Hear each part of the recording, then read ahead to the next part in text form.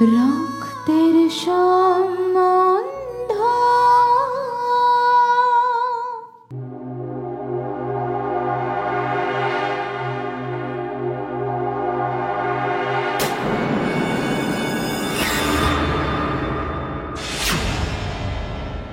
হাবিলদার, দরজা বন্ধ করো।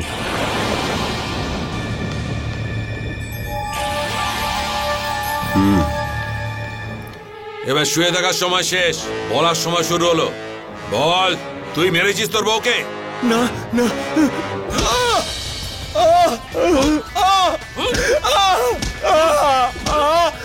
এটা কি করছেন আপনারা? হসপিটালে পেশেন্টের সাথে আপনারা এটা করতে পারেন না। এই সরল আর সাদাসিধে চেহারার পিছনে একটা শয়তান লুকিয়ে রয়েছে। ও নিরীহ আর অন্ধ একটা মেয়েকে প্রাণে মেরে ফেলেছে, আর ও ভেবেছে বেঁচে যাবে। আর তুমি নিজের মুখ বন্ধ রাখো আর আমাদের কাজটা করতে দাও। আর যতক্ষণ আমি না বলছি কেউ ভিতরে আসবে না, বুঝেছো? না প্লিজ আপনি যাবেন না, প্লিজ আপনি যাবেন না, এই চুপ কর, চলে যাও। না না, যাবেন না। হাবিলদার, দরজা বন্ধ করো। আমি সত্যি কথা বলছি, প্লিজ আমি কিচ্ছু করিনি, আমাকে ছেড়ে দিন প্লিজ। আমি কিচ্ছু করিনি, আমি কাউকে মারিনি, বিশ্বাস।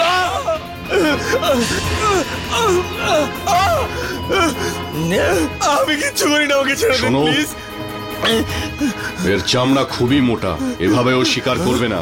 খালি গায়ে বরফের মধ্যে শুইয়ে ওকে মারতে হবে, তারপর ও নিজেই সব স্বীকার করবে। বরফ নিয়ে এসো। চল চল, জামা কাপড় খোল, চল। না না না না না না না বলছি, আমার কাছে কেউ আসবে না, প্লিজ প্লিজ। আমার জামা কাপড় খুলিও না, প্লিজ প্লিজ বলছি, আমি কিচ্ছু করিনি। এই চুপ কর, কি দেখছো? জামা কাপড় খোলো। না, আমার জামা কাপড় খুলিও না, প্লিজ প্লিজ বলছি না, আমাকে ছেড়ে দাও। আমার জামা কাপড় খুলিও না, প্লিজ প্লিজ। আমি কিছু, আমি বলছি বলছি বলছি, আমি সব বলছি, সব বলছি। হ্যাঁ, আমি নীরজকে হত্যা করিয়েছি, আমি নীরজকে ঘাট থেকে ফেলিয়েছি।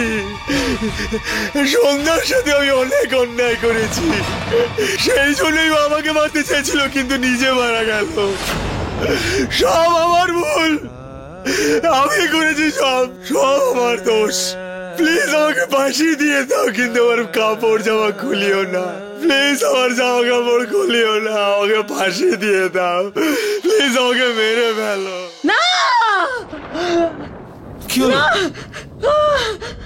প্রভাবতী? কি হলো? কোনো খারাপ স্বপ্ন দেখেছো? আমার ছেলেটাকে ওরা শেষ করে দেবে, ওকে মেরে ফেলবে, ওরা ওকে মেরে ফেলবে, মেরে ফেলবে ওকে, ওরা মেরে ফেলবে, ওকে মেরে ফেলবে, আমার ছেলেটাকে মেরে ফেলবে। আমার ছেলেটা কোথায়? দাদা, বৌদিমণি ঠিক আছেন তো? উনি এভাবে চেঁচালেন কেন? মনে হচ্ছে একটা খারাপ স্বপ্ন দেখেছে। এসো। ওরা ওরা যুবরাজকে মেরে ফেলবে, ওর মুখ থেকে জোর করে সবকিছু বের করবে। প্লিজ আমার ছেলেটাকে বাঁচাও, আমি হাত জোর করছি। বৌদি, আপনি এত টেনশন করছেন কেন? আমরা তো আছি বৌদি, আমরা যুবরাজের কিচ্ছু হতে দেব না বৌদি।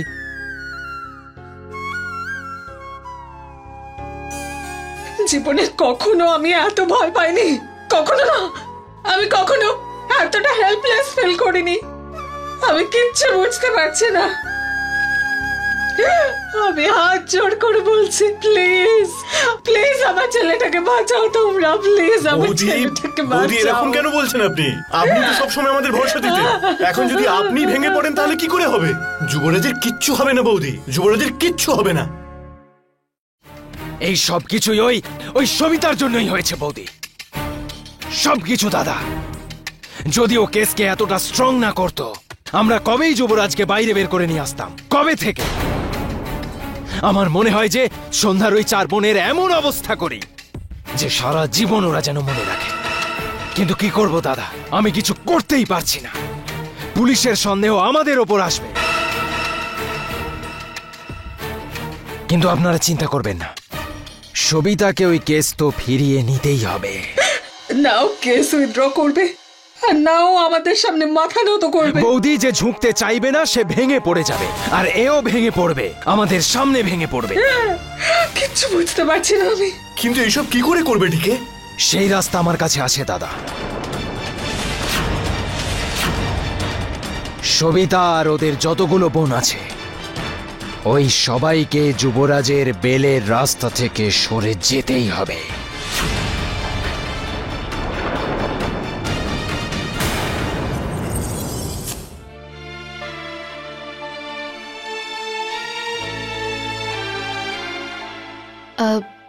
আপেল।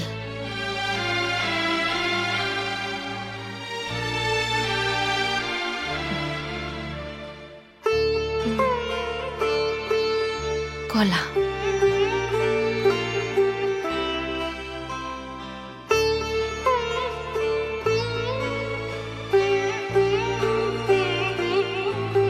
মৌসুমী।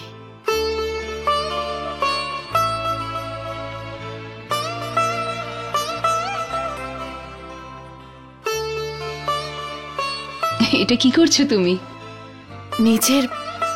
নিজের ভাবনা আর দৃষ্টির সামঞ্জস্য খুঁজছি। আমার 4 বছর বয়স ছিল যখন আমি দৃষ্টি হারিয়ে ফেলি। ওই সময় যা দেখেছি সেসব ভালো করে মনেই নেই। যে কোনো জিনিসকে ছুঁয়ে আমি অনুভব করতে পারি, কিন্তু নিজের চোখে দেখে চিনতে গেলে একটু অসুবিধা হচ্ছে। সেই জন্যে জিনিসগুলোকে প্রথমে ছুঁয়ে অনুভব করছি, তারপর চোখে দেখছি। দেখতে পাওয়ার পর মনে হচ্ছে কোনো নতুন জগতে চলে এসেছি। তুমি কোনো চিন্তা করো না, ধীরে ধীরে এই অভ্যেসটাও হয়ে যাবে। আর এটাই নয়, কিছুদিন পর থেকেই তো তুমি মানুষ আর পশুর মধ্যে পার্থক্যটা বুঝতে পারবে। তখন তুমি এটাও বুঝতে পারবে আমাদের কথাটা মেনে নিয়ে জায়গিরদার পরিবারের বিরুদ্ধে বদলা নেওয়ার যে সিদ্ধান্ত তুমি নিয়েছো সেটাও ঠিক। আর বৃন্দা, এসব শুধু তুমি দেখবেই না, বরং সেই পশুগুলোকে তাদের জায়গাটাও বুঝিয়ে দেবে তুমি, যাতে ওরা। আমি আমার বড়দির সাথে দেখা করতে চাই। আমি দিদিদের সাথে দেখা করতে চাই।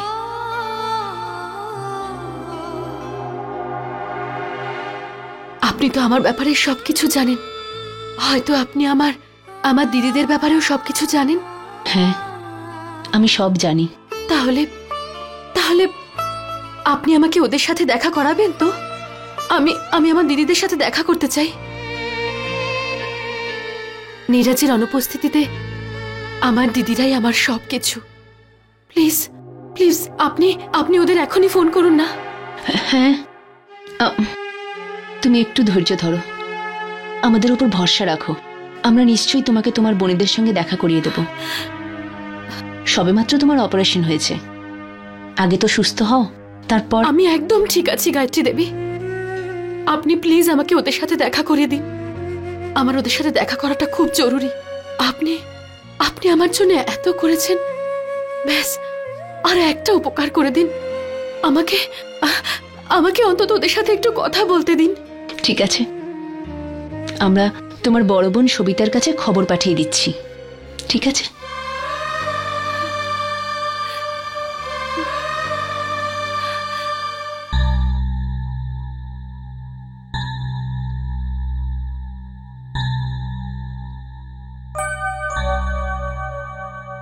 শুনছো, তোমার জন্য চা আনবো? কি হয়েছে কি?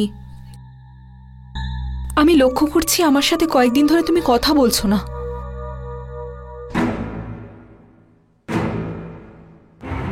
তুমি তো নিজের রাস্তাটাই বদলে ফেলেছো, আমার নিজের আর আমাদের পরিবারের বিরুদ্ধে গিয়ে।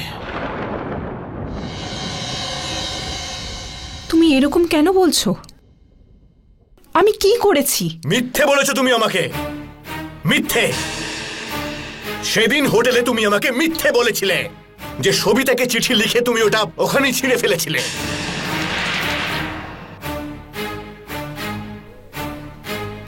যদি ওই চিঠি তুমি ছিঁড়ে ফেলে থাকো, তাহলে ওই চিঠিটা সবিতার হাতে গেল কি করে? কি করে পেল ওই চিঠিটা? শুধু তোমার ওই চিঠির জন্য সন্ধ্যার বোনেরা এত স্ট্রং কেস তৈরি করেছে যে যুবরাজের বিরুদ্ধে নন বেলেবল ওয়ারেন্ট বার করে ওকে ওরা অ্যারেস্ট করিয়ে দিয়েছে। এমনকি যুবরাজের চিকিৎসাটাও একটা সামান্য সরকারি হাসপাতালে করাতে হচ্ছে। বৌদিমণি, ডিকে, এমনকি দাদাও সবাই দুশ্চিন্তা করছে এটা নিয়ে। কি করে বলবো ওনাদের? এটা বলবো ওদের আমি যে ওদের দুশ্চিন্তার কারণ হলো আমার স্ত্রী, আমার নিজের স্ত্রী। আরে দয়া করেছো তুমি আমার উপর যে অন্তত নিজের নামটা লেখনি ওই চিঠিতে, নয়তো কি ভাবতো সবাই? এটাই তো যে সুনিতার মতো তুমিও এই পরিবারের সিদ্ধান্তের বিরোধিতা করতে চাইছো। দুটো নৌকায় যদি পা দিয়ে চলো তাহলে নিজেও ডুববে আর আমাদেরকেও ডোবাবে। এক্ষুনি এই মুহূর্তে তুমি ডিসাইড করো যে তুমি কাকে সমর্থন করতে চাও, সবিতাকে নাকি আমাদের। যদি সবিতাকে সমর্থন করতে চাও তাহলে যাও গিয়ে সব সত্যি কথা বলে দাও যে আমরা মিথ্যেবাদী, অসৎ আর খুনি। কিন্তু একটা কথা মনে রেখো যে তারপরে তুমি আর কখনো নিজের স্মৃতিতে সিঁদুর পড়তে পারবে না।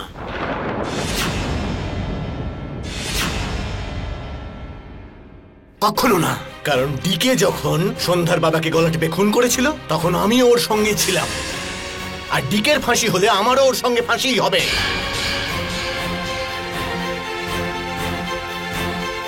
এবার তুমি কি করবে দেখো, যে তুমি সন্ধ্যাকে ন্যায় বিচার দিতে চাও নাকি নিজের স্মৃতির সিঁদুরকে বাঁচাতে চাও।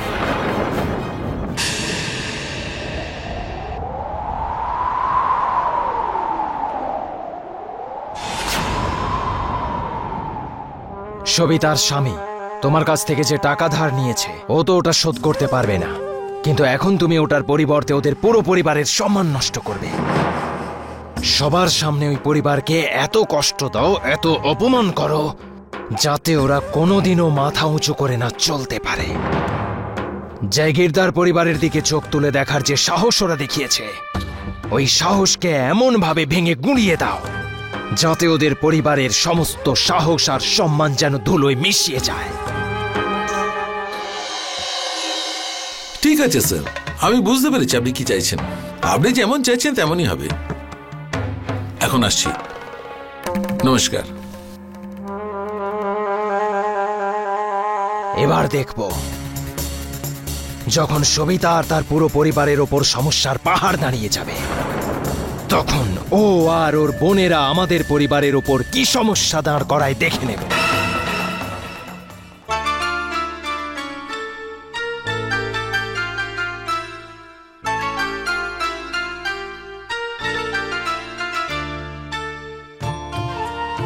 এটা একটা কাঁচি। কোনো অন্য জিনিস দিন না।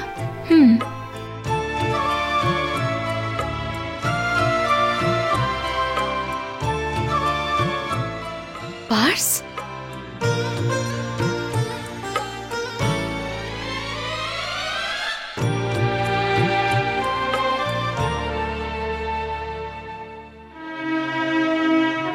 হ্যাঁ দেখো, তুমি আমাকে কিছু বলবে বলছিলে। হ্যাঁ ম্যাডাম, যদি আপনি বলেন তো এর বোন সবিতাকে নিয়ে আসি। তুমি পাগল হয়ে গেছো নাকি? সেটা তো আমি ওর মন ভালো রাখার জন্য বলেছিলাম। ওর বোনেরা যদি জানতে পেরে যায় যে সন্ধ্যা জীবিত আছে তাহলে তো কেসটাই বন্ধ হয়ে যাবে, আর আমি সেটা চাই না যে জাগিরদার পরিবার এই কেসটার থেকে বেরিয়ে আসুক। আমি তো ওদের আরো ফাঁসাতে চাই। ওদেরকে আমি অসহায় আর চোখের জল ফেলতে দেখতে চাই, যাতে আমি ওদেরকে দিয়ে ওই সব কিছু করাতে পারি যেটা এতদিনেও করাতে পারিনি। তুমি শুধু এই মেয়েটার ওপরই নজর রাখো, এ যেন কোথাও পালাতে না পারে, আর দ্বিতীয়বার আত্মহত্যা করার চেষ্টাও না করতে পারে। আর বাকি রইল ওর বোনেদের ব্যাপার। যদি আমাকে ও জিজ্ঞেস করে আমি সেটা সামলে নেব, বুঝেছো? হ্যাঁ ম্যাডাম।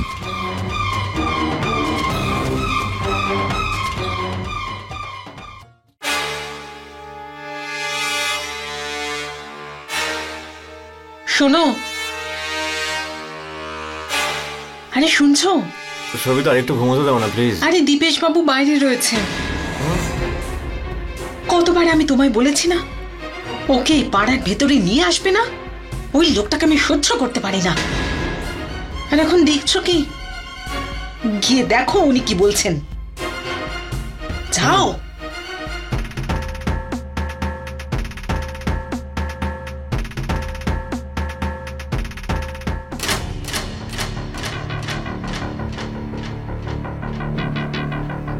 আরে দীপেশ দা, আপনি আসুন না, একটু ওখানে গিয়ে কথা বলি। আসুন আসুন।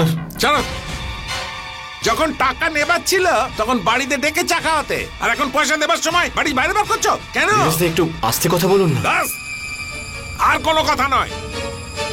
আজকে আমি আমার পুরো টাকা সুদ সমেত নিয়ে যাব। দীপেশ দা, আমি বলছি কি, আপনি চলুন, ভেতরে চলুন, ভেতরে গিয়ে কথা বলি। আসুন, আরে চলুন না প্লিজ, আসুন ভেতরে, ভেতরে আসুন।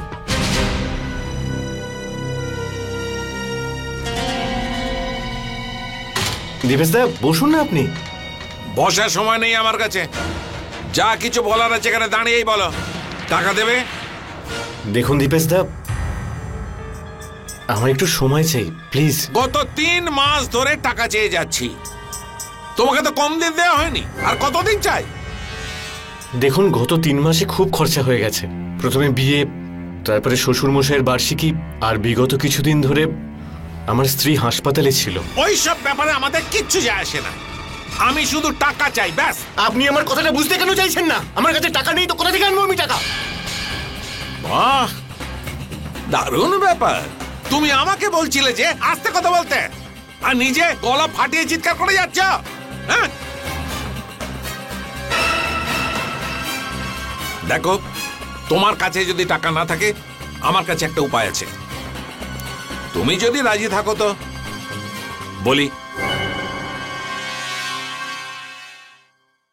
টাকা কোথা থেকে পাবো আমি দীপেশ দা? দেখো, তুমি তোমার বউকে আমার সঙ্গে পাঠিয়ে দাও।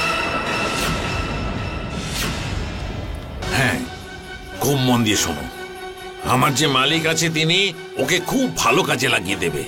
আজকাল ঘরোয়া মেয়েদের খুব ডিমান্ড আছে। শয়তান, তোর এত বড় সাহস! আরে এত রাখতো, টাকা দিয়ে দিচ্ছ না কেন? 3 মাস হয়ে গেছে, সুদ পর্যন্ত দাওনি আমাকে, আবার কথা বলছ। আমার কথা মন দিয়ে শোনো, যদি 2 দিনের মধ্যে টাকার ব্যবস্থা না করো, আমাকে তোমার ব্যবস্থা করতে হবে। মাথায় ঢুকেছে? শুধু 2 দিন,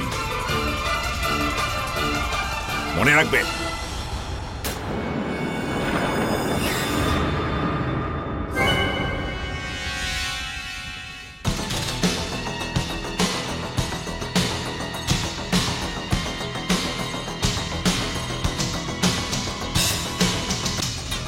কি সব উল্টোপাল্টা কথা বলছিল লোকটা, আর তুমি চুপচাপ দাঁড়িয়ে দাঁড়িয়ে শুনলে? কত টাকা নিয়েছিল ওর থেকে তুমি বলো?